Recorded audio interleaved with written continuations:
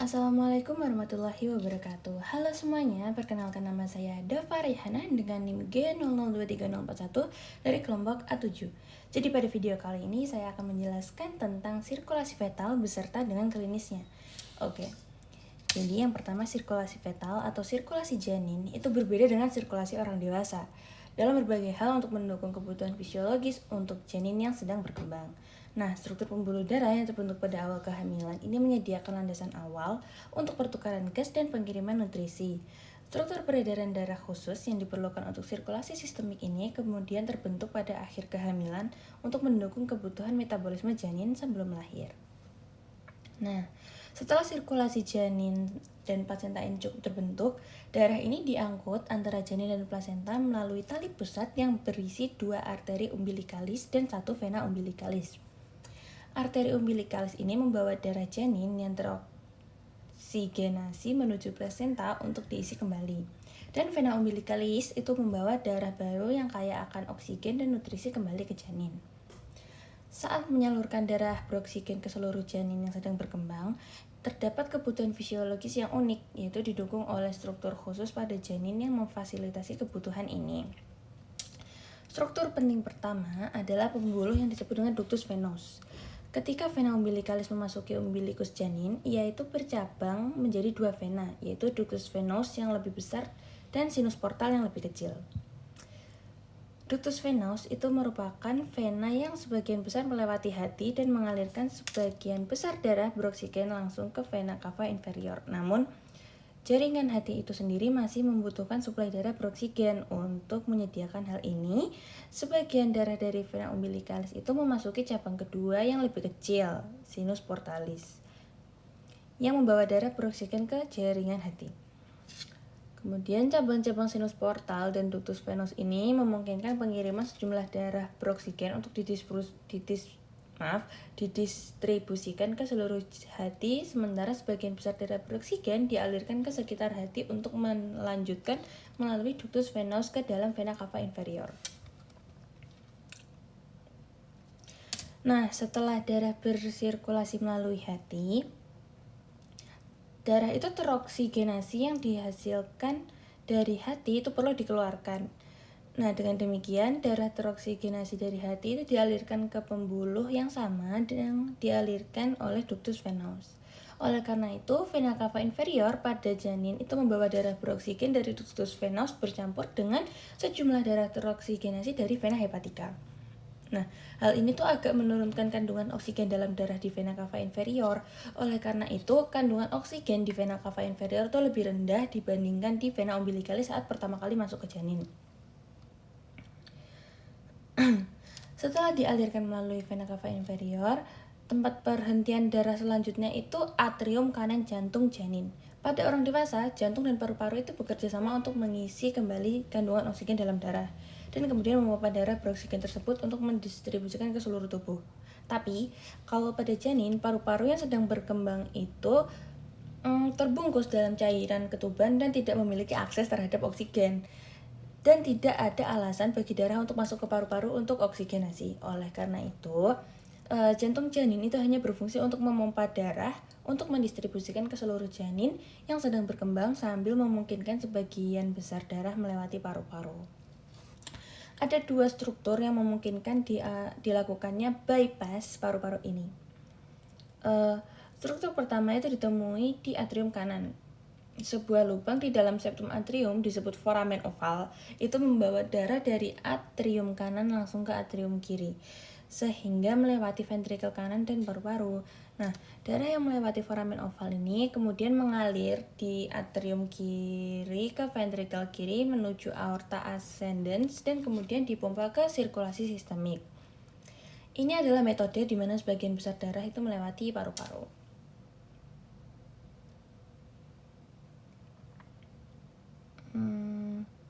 Nah, sebagian kecil darah yang masuk ke atrium kanan itu tidak akan melewati foramen oval sekalipun.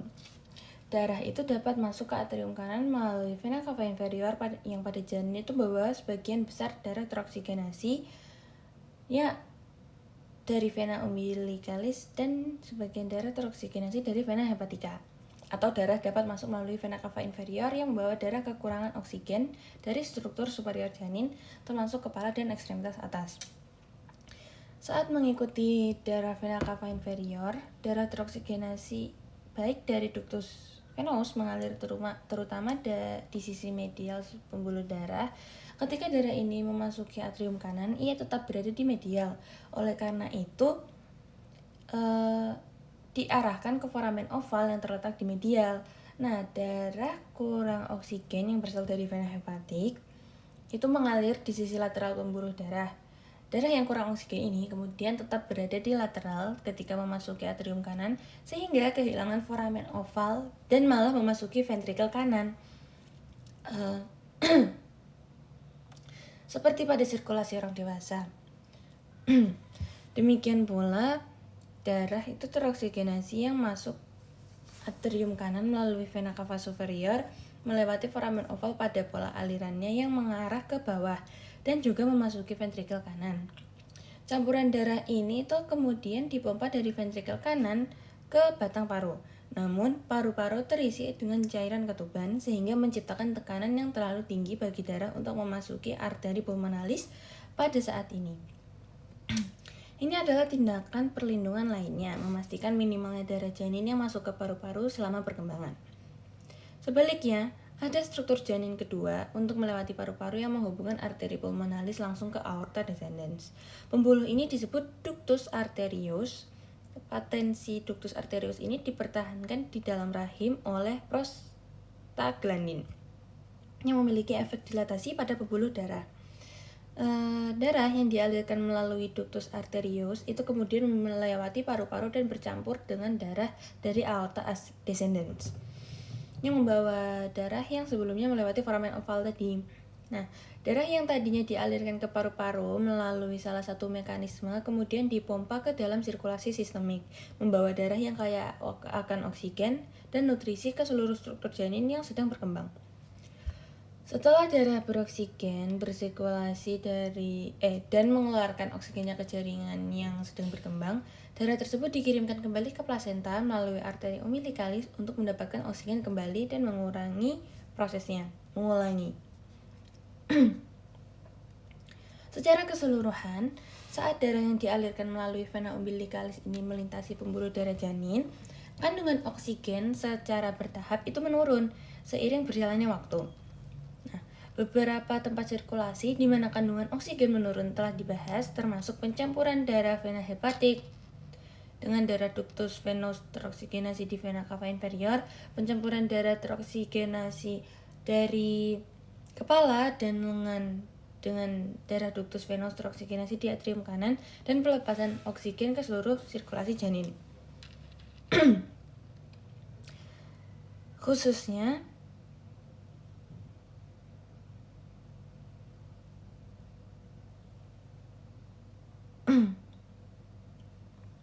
Khususnya ketika darah janin dialirkan ke plasenta, tidak ada pencampuran dengan darah ibu dalam keadaan fisiologis normal.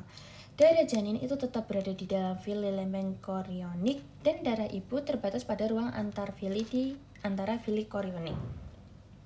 Darah janin dan ibu selanjutnya dipisahkan oleh selaput plasenta antara janin dan plasenta. Pada usia kehamilan 4 bulan, selaput plasenta itu menjadi lebih tipis, sehingga sisi janin itu semakin dekat dengan sisi plasenta. Hal ini memungkinkan peningkatan laju pertukaran di dalam plasenta untuk mengakomodasi peningkatan kebutuhan sirkulasi janin seiring dengan pertumbuhan janin yang lebih besar. Nah, produk limbah metabolik, gas, dan berbagai zat lainnya, misalnya imunoglobulin dan obat-obat tertentu, itu berdifusi menuruni gradien konsentrasinya dari satu sirkulasi ke sirkulasi lainnya melintasi membran plasenta.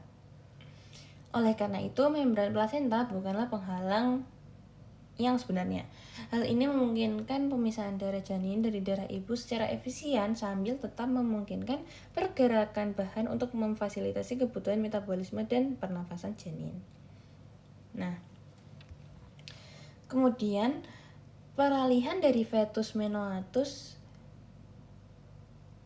saat kelahiran terjadi berbagai perubahan peralihan dari sirkulasi janin ke sirkulasi bayi. Semua struktur unik pada sirkulasi janin itu tidak lagi diperlukan dan mengalami perubahan untuk mencerminkan hal ini. Dua pemicu utama menyebabkan perubahan struktural: penghentian aliran darah plasenta dan permulaan pernafasan. Perubahan struktur yang terjadi pada masing-masing struktur adalah sebagai berikut. Yang pertama tuh arteri umbilikalis, penghentian aliran darah plasenta dan selanjutnya penurunan tekanan menyebabkan okulasi arteri umbilikalis beberapa menit setelah melahirkan. Okulasi penuh pada arteri distal itu terjadi pada bulan-bulan setelah kelahiran. Setelah tersumbat sepenuhnya, bagian distal bekas arteri umbilikalis menjadi ligamen umbilikalis medial yang terdapat di dinding perut anterior. Bagian proksimal dari bekas arteri umbilikalis itu tetap terbuka sebagai arteri vesikalis superior. Kemudian yang kedua, vena umbilikalis. Pembuluh ini tuh tetap terbuka selama beberapa waktu setelah lahir, sehingga volume akhir darah sekitar 800 sampai 10 mili mengalir dari plasenta ke bayi sebelum okulasi. Nah, akhirnya vena umbilikalis juga mengalami obliterasi, membentuk ligamen hepatis teres yang merupakan bagian bawah dari ligamen falciformis yang tetap berada di intraabdomen hingga dewasa sebagai penghubung fibrosa antara permukaan anterior hati dan dinding perut anterior. Kemudian yang ketiga yaitu ductus venous. Saat lahir, ductus venous turun tuh. Seiring waktu, ia melayap menjadi ligamen yang disebut ligamen venous. Sisa fibrosa yang mengalir dari ligamen hepatis teres ke vena cava inferior. Kemudian ada foramen oval. Nah, inisiasi pernafasan membuka sirkulasi pulmonal dan menurunkan secara dramatis tekanan arteri pulmonal dan karenanya tekanan atrium kanan. Karena peningkatan dramatis aliran darah paru, tekanan atrium kiri itu meningkat. Darah itu lebih disukai memasuki jalur yang resistensinya itu paling kecil. Pada janin, jalur ini adalah ductus arteriosus.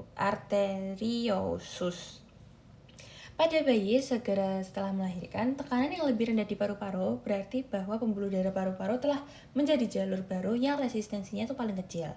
Dan sebagian besar darah kini akan memasuki arteri paru-paru dan bersirkulasi melalui pembuluh darah paru-paru. Selanjutnya, di dalam septum atrium, septum primum didorong ke septum secundum.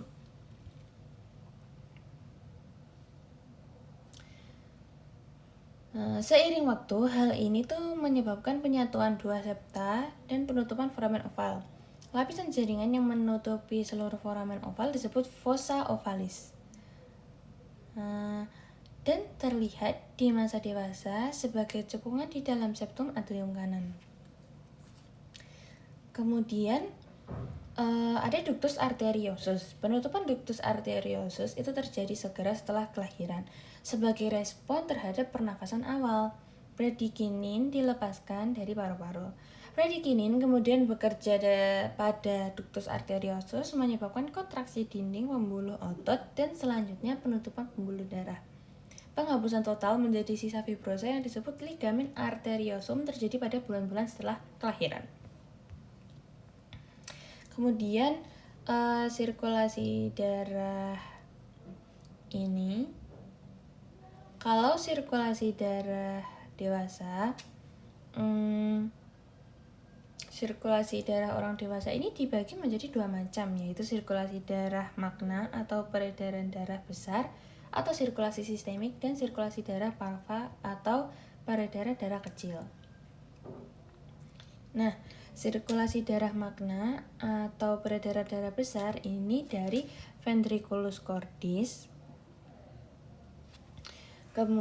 ventriculus cordis sinister, lalu menuju aorta, lalu ke arteri muscularis, lalu ke arteriole, kemudian ke kapiler. Di sini terjadi pertukaran darah, lalu ke venule, kemudian ke venae, lalu vena cava superior et inferior kecuali sinus coronarius dan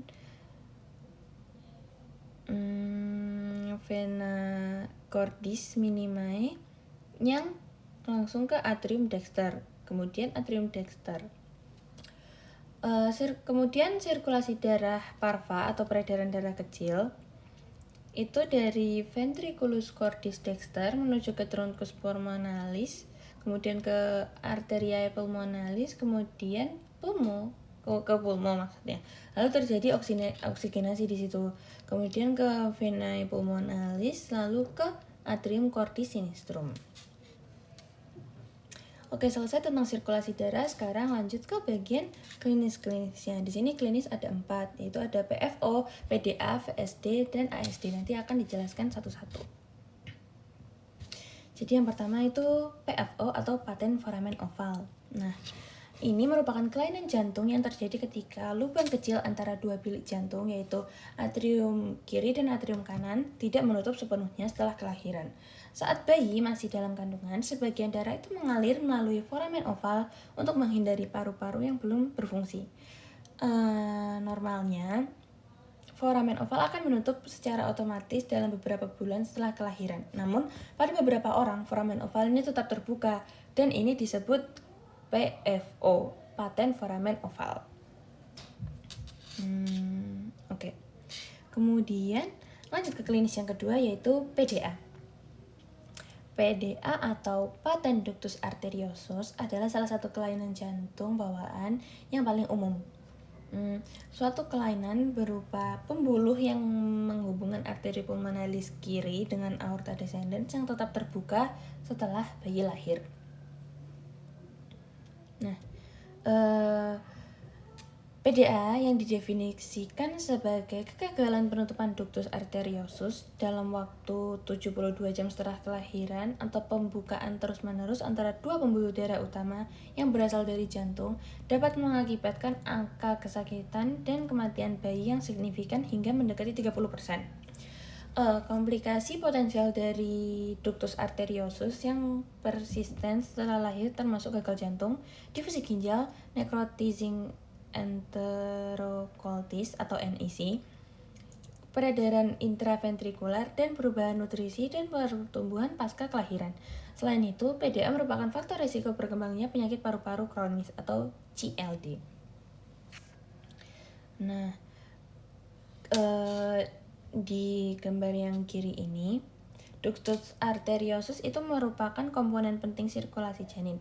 Fungsinya dengan mengalirkan darah dari paru-paru janin yang tidak berfungsi dan masuk ke sirkulasi sistemik melalui aorta. Tepat setelah lahir, penurunan PGE dan tekanan oksigen berkontribusi pada penutupan ductus arteriosus sehingga pertukaran gas terjadi di paru-paru yang berfungsi daripada di plasenta yang sudah tidak ada lagi. Nah, ini yang biru itu adalah darah miskin oksigen, kemudian yang merah adalah darah kaya oksigen.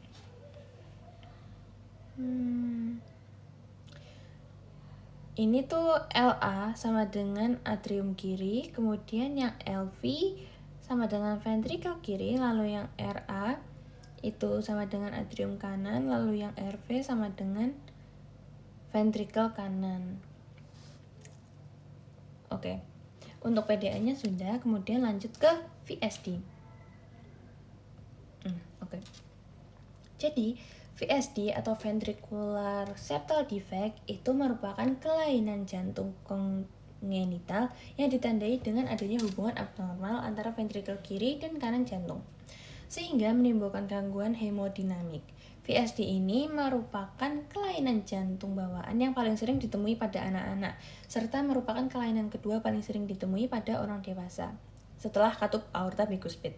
Jadi kalau orang dewasa tuh paling banyak aorta bicuspid, barulah VSD ini.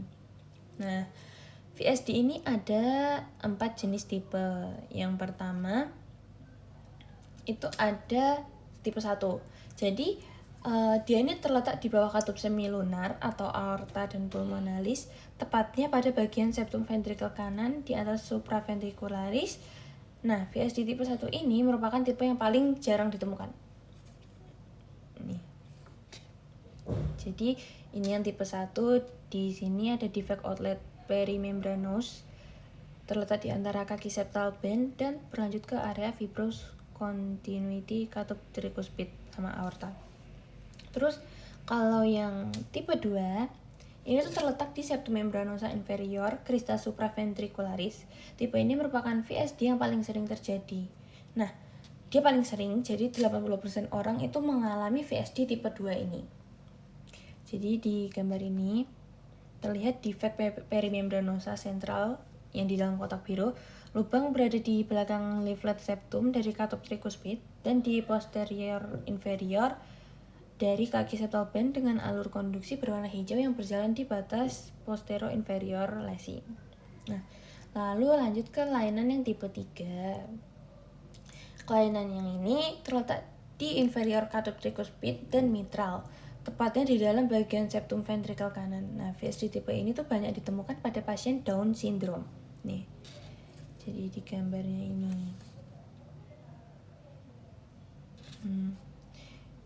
Ini aku tunjukin gambar yang terlihat defect inlet perimembranosa yang nodus AV-nya itu terletak abnormal di inferior dan jalur konduksi pada batas posterior inferior. Lanjut ke yang tipe 4.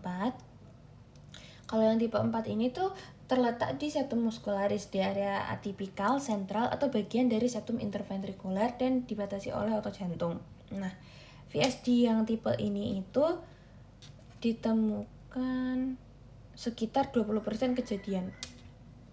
Nah, ini di gambarnya ini tuh defek muskular trabekular yang kotak-kotak biru ini tuh terletak di mid septal, postero inferior, apikal, dan antero superior.